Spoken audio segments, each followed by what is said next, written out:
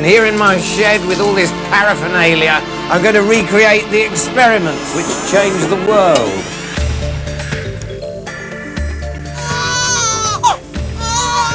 The science of genetics will transform the world for my 4-day-old granddaughter Dixie. There's my mum. Oh wow, I've never stank I've ever seen. How characteristics pass from one generation to the next baffled scientists from Aristotle to Darwin. I went to find out how this riddle was solved.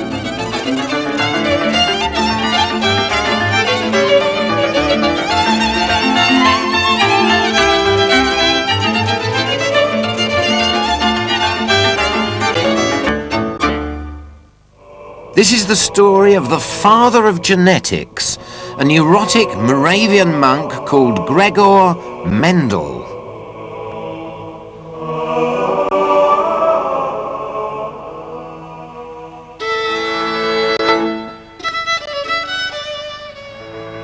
Johann Gregor Mendel, who had solved the mystery of inheritance, was born in this house in 1822. It's in an obscure village called Hinčica, now in the Czech Republic. Mendel's father was a peasant farmer who grew mainly fruit. The family were poor and depended on these trees for their livelihood and food. Learning about plant breeding and growing was essential for survival. Later, it would form the cornerstone of Mendel's scientific work.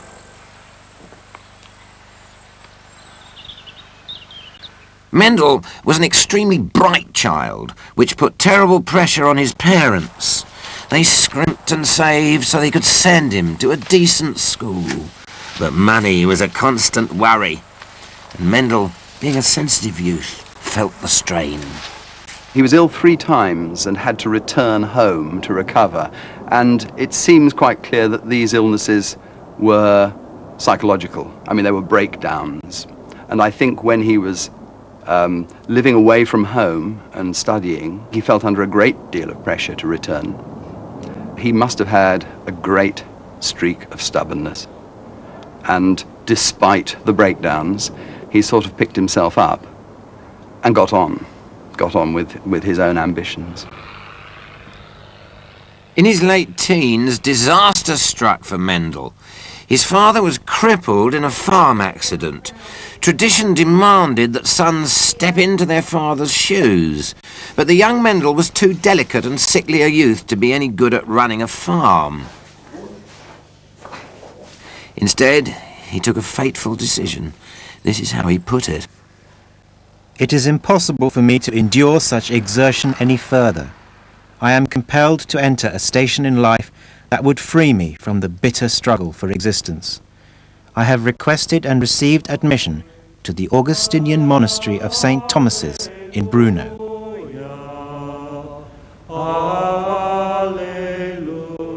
Being a member of the Augustinian Brotherhood suited the young Mendel perfectly. The order encouraged its members to educate themselves in science as well as theology. Food and shelter were guaranteed, and the quiet, contemplative life matched Mendel's personality. We forgive those who trespass against us. Only one thing bothered him. But deliver us from evil. In the course of Mendel's pastoral duties, he used to visit the local hospital, and he found that experience extremely distressing. He found the idea of human sickness and suffering extremely distressing, so much so that he actually had to be taken off that duty by the abbot.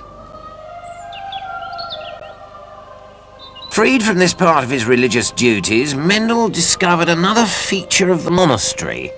In its grounds was a small botanical garden. It was little more than a collection of a few Moravian flowers, but it would transform Mendel's life.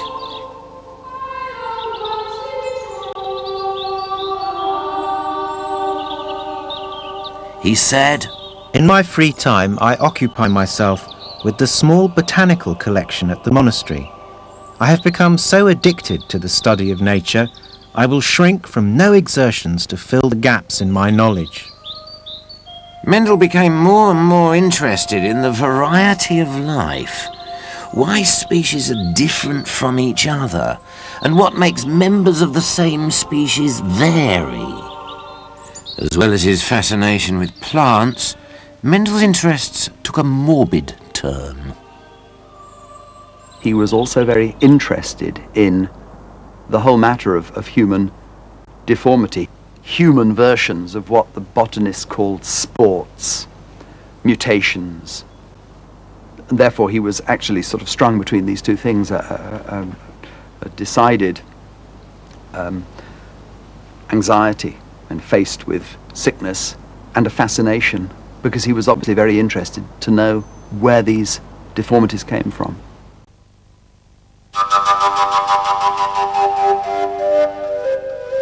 In Mendel's day, people knew about sperm and eggs, but had no way of explaining how they actually combined to produce the next generation.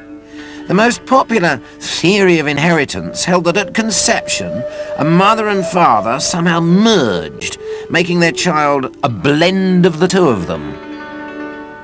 Professor Steve Jones, one of the country's top geneticists, explained why this so-called blending theory was so appealing. It seems clear that somehow you're a mixture, an average of what your parents were.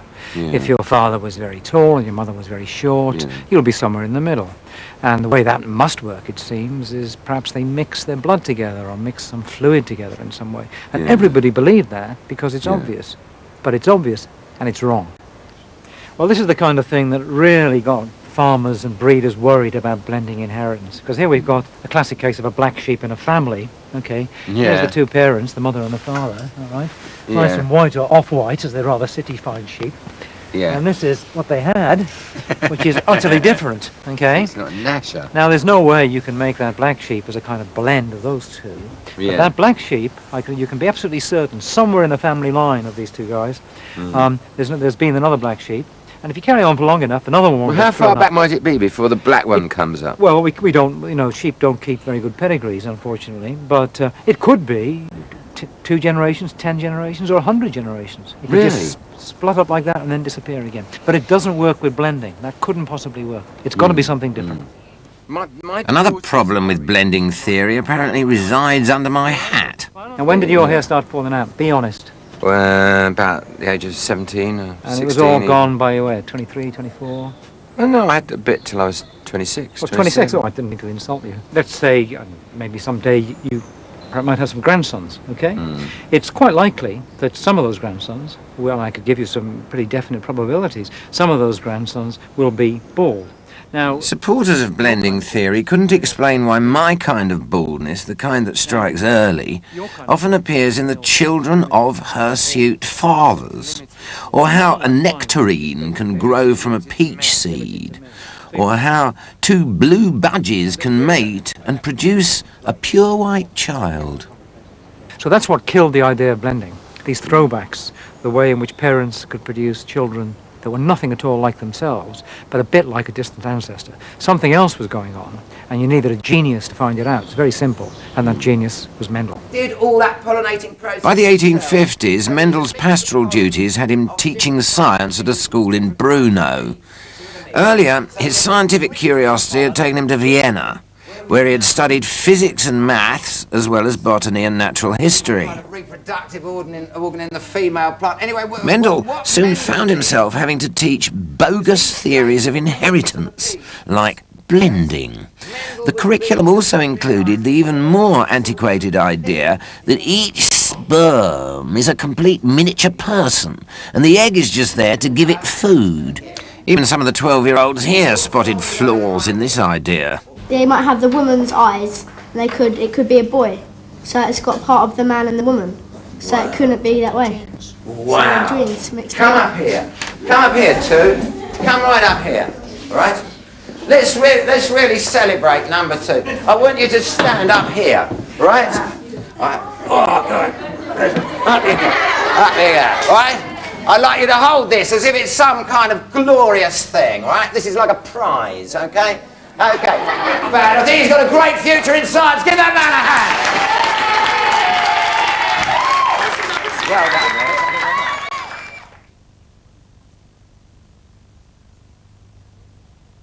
In these years, in the mid-1800s, every accepted idea on biology was about to be overturned. In England, Charles Darwin, fresh from his trip to the Galapagos Islands, was developing his theory of evolution by natural selection. Meanwhile, in Brno, Mendel was about to embark on a journey of his own, one that would explain something Darwin never could: how evolution actually works. A host of disparate ideas were coming together in Mendel's mind.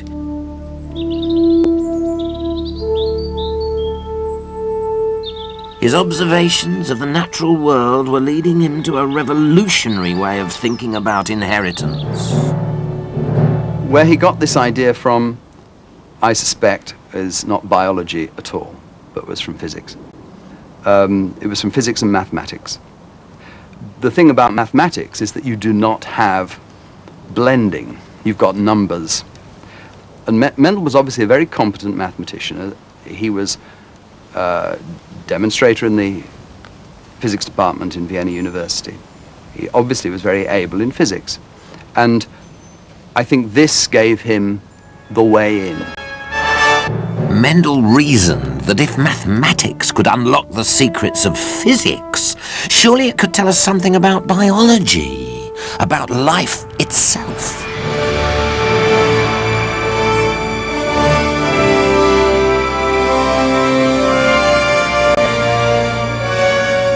But to do this, he needed a living thing with observable characteristics that were easy to count. Enter, with fanfare, onto the scientific stage, the humble pea.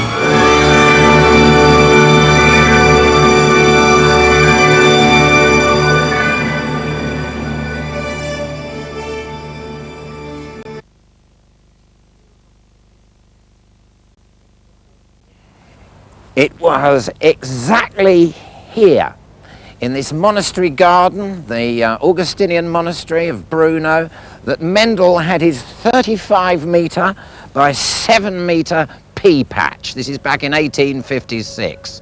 Along here you can see the foundation of Mendel's greenhouse, which he used for accelerating his pea growing process, because Mendel was going to be growing thousand upon thousand of peas. Mendel's mighty pea extravaganza took 8 years and involved about 30,000 plants. With the help of the biology department at Manchester University, I'm going to have a go too.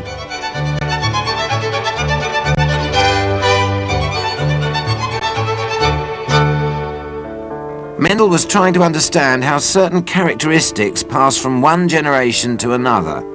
Peas, for instance, come either smooth or wrinkly. Mendel planted a greenhouse full of peas, half from a smooth pedigree, half from a wrinkly. He then let them grow.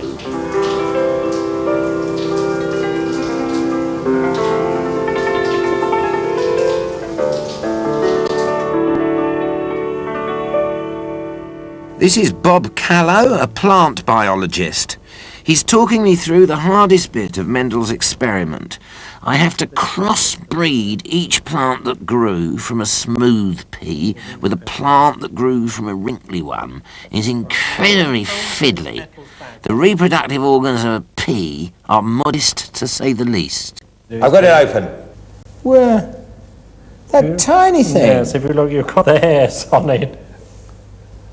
Oh, well, it's so tiny.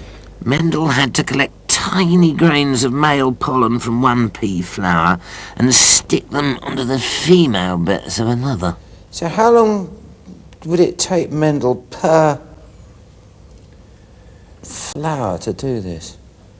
Well, So it you got a depends quick how way? expert he was. It takes me about half an hour to do the whole thing.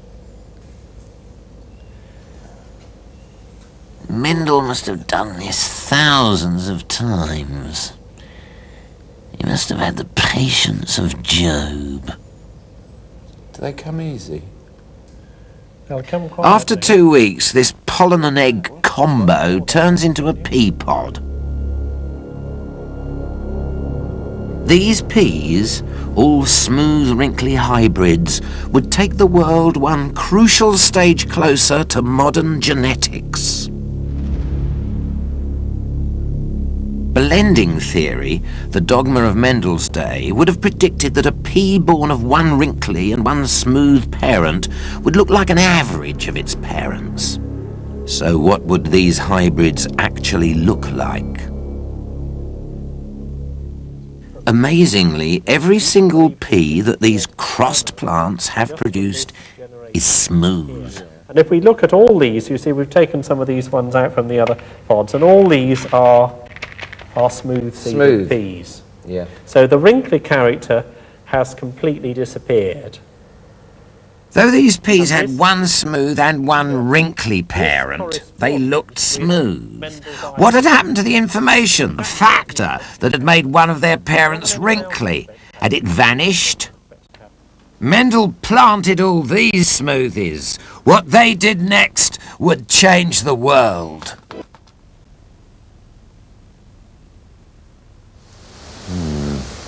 We need a little bit more out of you. By 1860, Mendel was about halfway through his experiment and beginning to act peculiarly. Excuse me, this is not exactly what the doctor ordered, is it? Visitors reported that he referred to his peas as his children.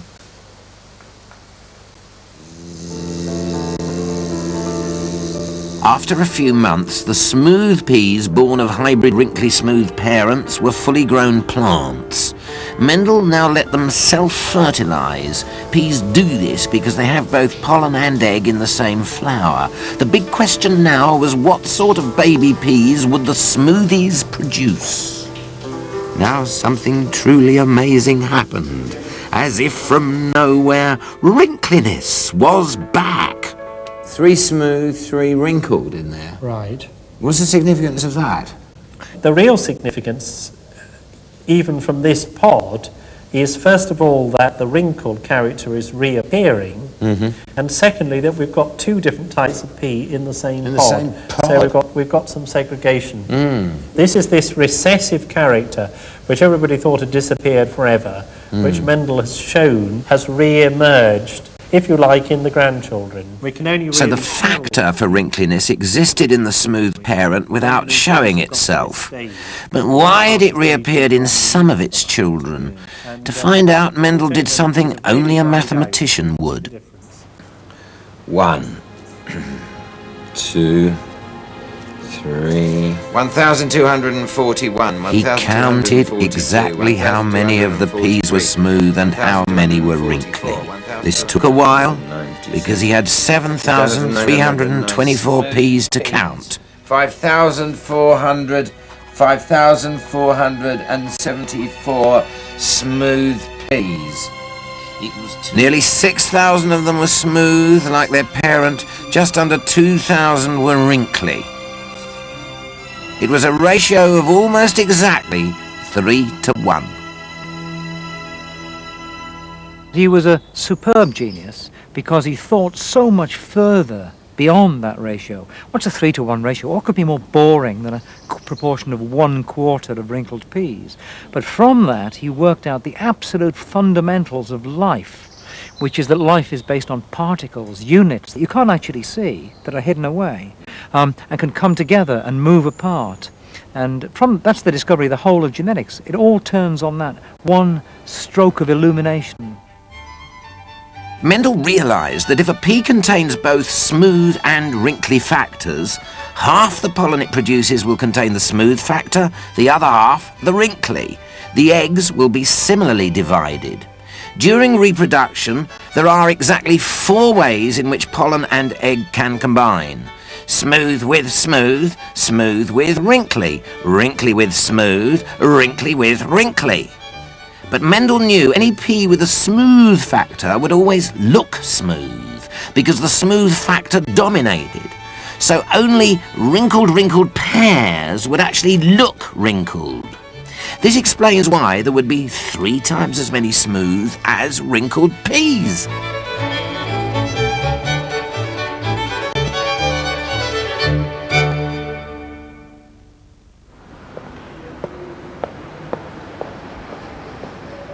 In February 1865, Mendel paced nervously, awaiting to address the Brno Society for Natural Science. In his briefcase was the explanation for how inheritance worked, how we get black sheep from white, nectarines from peaches, and why my grandsons might end up bald. In it was the first step to Dolly the sheep. The meeting was a disaster. The audience expected a talk on plants.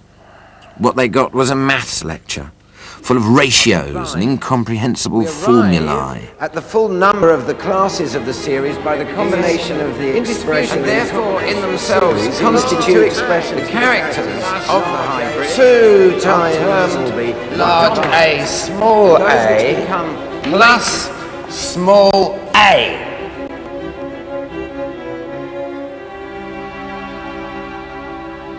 The minutes inform us there were neither questions nor discussion. The audience just left. A new science was born and no one noticed. Mendel's results were dismissed as, at best, of interest to people who worked on peas. Maybe the rules that applied to peas didn't apply to humans or to mice. Nobody ever thought that there would be a fundamental unity in biology, so that somebody who wasn't interested in peas wouldn't have been interested in Mendel. And that's probably why he was dismissed. 3 years after his forgotten lecture, Mendel was elected abbot of the monastery. Although he did continue some experimental work, he soon became embroiled in another maths problem, a row about the monastery's tax bill. It was a relatively minor matter, but the stubborn streak in his character that had driven him to grow and count peas for 8 years meant it took over his life. He became obsessed by his battle with the authorities over taxation. So much so that there was a time when the brothers were trying to get him, well, almost committed as unstable. They were obviously very concerned about the way he was approaching this problem. He offered no compromises whatever. Mendel became a rather sad old man, still dreaming of the glory he would never get. He said, Though I have suffered some bitter moments in my life, my scientific work has brought me a great deal of satisfaction, and I am convinced it will not be long before the whole world acknowledges it. 16 years after he died in 1884, the world finally acknowledged Mendel's genius. English and Dutch botanists discovered and verified his work, and a statue was unveiled in his honour in Brno. The particles of inherited information he discovered were named genes, and people soon realised that they were common to all life on Earth. The shy Moravian monk had changed the world.